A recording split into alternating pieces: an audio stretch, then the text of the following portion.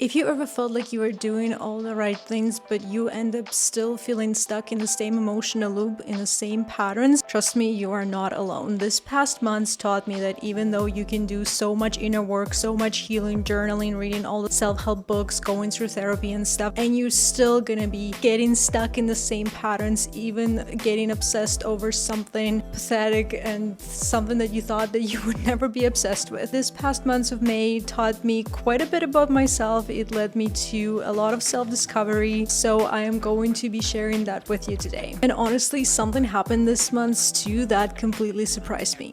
So anyway, let's get cozy, grab your coffee, grab your matcha, and let's dive in. This month flew by again, and that's why I think doing monthly reflections is actually so important, because it allows you to look back at your months, understand and see what you did this month, what you accomplished and such, because I think that looking back at my previous few years, they honestly felt like a blur. I look through my camera roll and I'm like, oh my god, I did this, oh my god, I did that. It's like, wow, like I don't even remember that. If you guys unsure what monthly reflections is, I made a whole video on that, so you guys can check that out there. I'll also link it in the video description. One thing that I'm genuinely proud of is that I am finally able to keep promises to myself, no matter how small they are, even if sometimes it's uncomfortable, even if sometimes I think like, why did I even make that promise for myself? But I'm still trusting that I should be doing that, and honestly it works out fine in the end. There were definitely moments where my mind was trying to pull me back, was trying to trick me. It's like, oh no, you know, maybe you should do this instead, or maybe you shouldn't do this. But I still decided to trust myself, but because that is also what I am trying to rebuild, is trust in myself, in my decisions, in my intuition as well. Looked like something like I made a grocery list and I only got what was on that grocery list, because I am guilty of that. I'm gonna go and I'm gonna get unnecessary things, or I'm gonna, you know, change my meals midway through the grocery trip, and I'm like, it's just confusing me and causing me so much anxiety. So I decided to just get on what was on my list and kind of stick to the plan. I know it sounds really small and insignificant, but that's actually what's helping me to trust myself when I'm making bigger decisions. I am also very proud of reflecting more and working on myself, and especially on some old patterns. Most importantly, looking back at my past relationships and seeing some patterns that were repeating and repeating, becoming more aware of that. And I'm actually thinking about finally making video about some things that happened and how I healed from that, how I got better. So stay tuned, make sure that you subscribe and you won't miss that video, because that will be very raw, very genuine. I'm hoping that you'll benefit from my journey, from mistakes that I made quite a bit. This month's challenged me a lot on the idea of control as well, feeling like I am doing too much, or I'm doing too little, or I'm not worthy of this, or I'm not worthy of that, thinking that maybe I have too much or too little. It's been constantly like hot and cold and very annoying. There was also like an endless loop of, am I doing this right? Is there a point in doing this? Even with the smallest things, again, like the grocery shopping was a good example, or constantly seeking external validation, which I honestly hated myself for it, but I literally couldn't stop. But I've been working on it, I've been journaling on it, I've been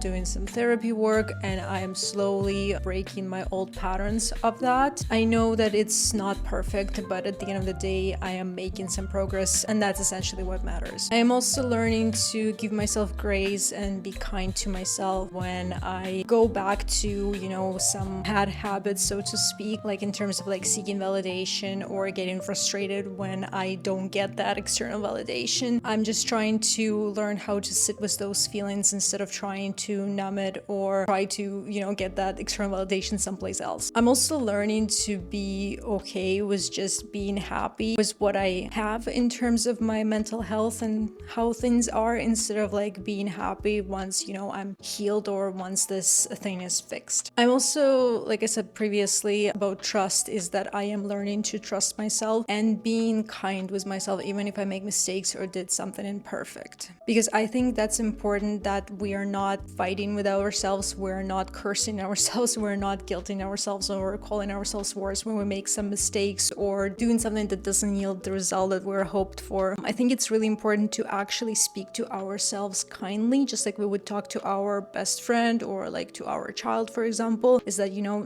that's okay, you made a mistake, but we can learn from it, we can grow, and it's not a big deal. Essentially with this, I am reminding myself that I can make a mistake, but I can also forgive myself and move move on, because when we are able to forgive ourselves, I think that's what allows us to be okay with trying new things, taking risks, achieving things that we thought we would never achieve, because we have that grace that we've given ourselves. What felt aligned, what felt forced? Strangely enough, what felt aligned was challenging myself. So for example, I did something I thought I will never do. I drove to the city just for a day, and that trip took me like about 5 hours there and 5 hours back, and I did it in one day. I left around 5 o'clock in the morning. I got there, I went to Botanical Garden with Lucy, I did some shopping, got myself Starbucks, and drove back. And I was home by 8:50 p.m. So we did pretty good timing. But anyway, I was super exhausted. I was tired, but I was so proud of myself that I challenged myself and did it, because even last year I had so much anxiety over driving. I was so worried. I was so anxious. 2 years ago, I thought I will never be able even to go to the city by myself. I thought that I needed a partner. I needed a friend. I thought I needed a relationship. Now I understand is all I need is myself, and a trust in myself, and understanding that I am capable of doing those things. It was also something that I needed to do in terms of like I needed to prove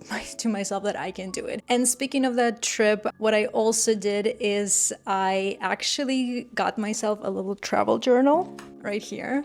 I think that kind of sums up my idea, my little world right now. I've decided that I'm gonna make some entries when I'm traveling, because that's one of my biggest goals, is to travel more. It doesn't matter if it's within Canada or going to a different country. Essentially just getting out of my town and going places, seeing things, discovering things, experiencing things. I'm also going to add little stickers or receipts or little pamphlets or whatever to my travel journal. For example, when I went to Edmonton, I got matcha and I had like a super custom drink made. Almost essentially it was like a cookie dough crumble matcha that was last year, but they don't have it yet.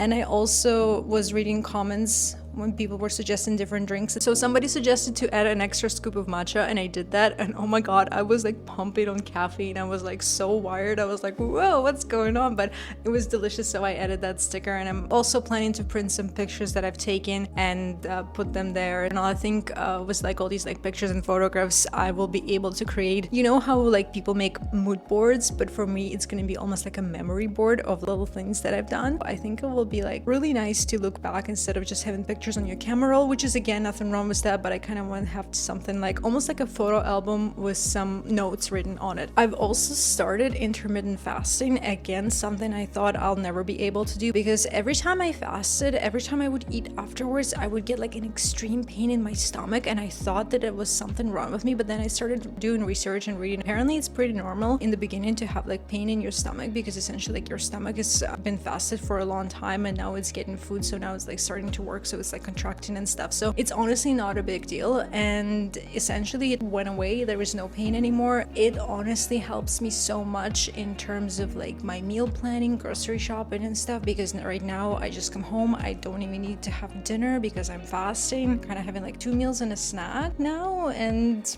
it's been honestly great. And I can focus more on like calorie dense foods, which I absolutely love.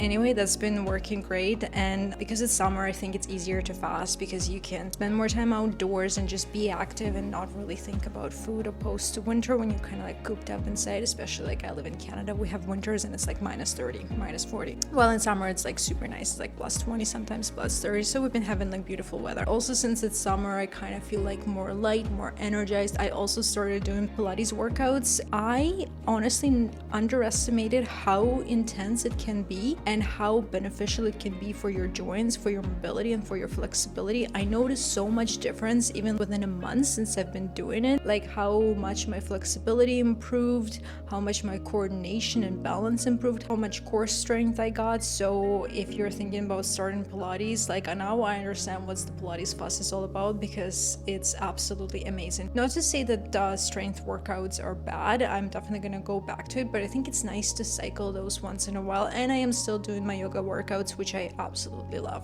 In fact, fact, I just got back from a summer solstice yoga that we did outdoors, which was amazing. We had to do 108 sand salutations. Honestly, I thought that I wouldn't be able to do, but then I also thought about like the end result, how amazing it would be to lie in Shavasana, and just like thinking of how great it was that you accomplished that. And I was able to push it through, and honestly so grateful for that experience. It was absolutely amazing. What felt forced?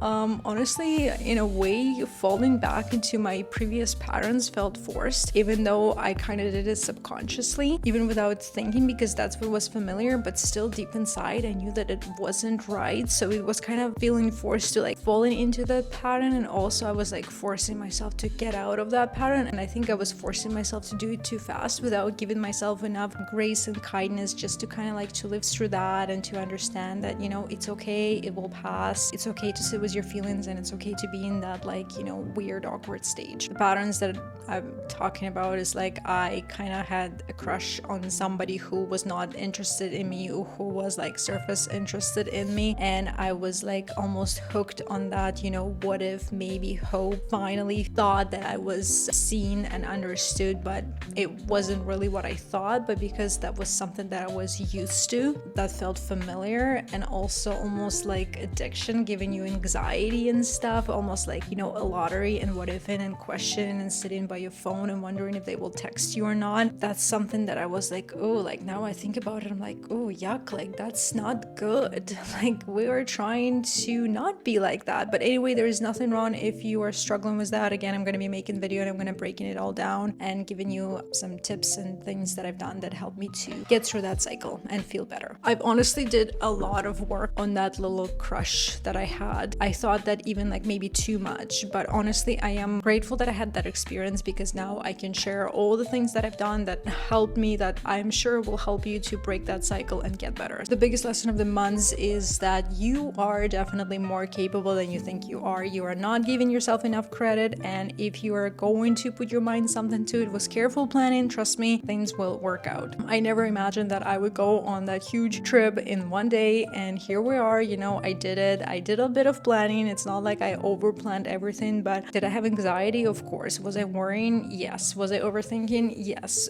Did I push myself to do it? Yes. And do I regret any of it? Not at all. I think that essentially whole drive wasn't even about just the destination. It was also to, you know, reclaim that capability and also the sense of adventure, being a little bit spontaneous and doing something fun, because it's been very, very long time since I've done something like that. I really miss that part of me that was super adventurous, kind of like, you know, sometimes spontaneous. So I'm trying to get her back. May had its ups and downs. The first part of May, I was kind of staying busy with work, so I didn't really have time to really think about too much about how emotionally I felt. I just felt busy. I was just keeping up with my routine and things and kind of just like doing my thing. And then the other part, because of that crush that I had, I was like, oh, like it wasn't really emotionally good, but it had its ups and downs, and overall I want to say it was okay. The most important part that throughout all this, I kept showing up, I kept sticking with my routine, like bare minimum, like skincare, working out, walks, moving my body, reading books. Unfortunately, I wasn't really able to do a lot of creative stuff, posting YouTube videos or anything like that, or even filming, or even like doing any scripts for videos or anything like that, which I was like, this is not good, that if this crush is actually preventing me from being creative. That was like the biggest red flag that I noticed. June goals and intentions. I know I'm posting this video again late. I have only 3 goals, to be honest. First one is going on a small vacation with Lucy. The second goal is to spend more time with friends, whether it's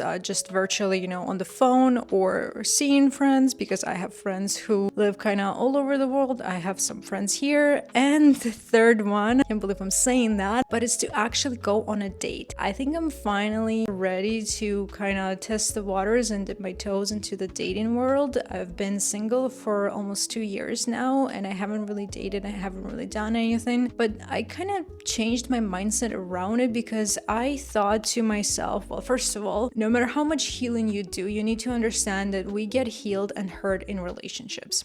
And the second mindset that I realized, that if all that crush thing provided me with so much, yes, pain and uncomfortable feelings and stuff, but it also provided me with so much opportunity to learn about myself and also to provide that learnings with, and also share things that I've learned with others. I've actually been posting a lot of things that I've done and learned on my TikTok, and a lot of those things went viral, and it also made me understand that we are all in this together. We all have things that are very similar and we all struggle. So it kind of made me understand that, we are kind of like almost like we're one. I don't know, it's hard to explain, but it's really helped me to relate to others and help others to relate to others. There was actually some comments, something like, I can't even imagine that, so many people have similar problems, but it is kind of true. We do have similar problems. But I also thought to myself, if this shitty experience provided me with so much knowledge and opportunity, what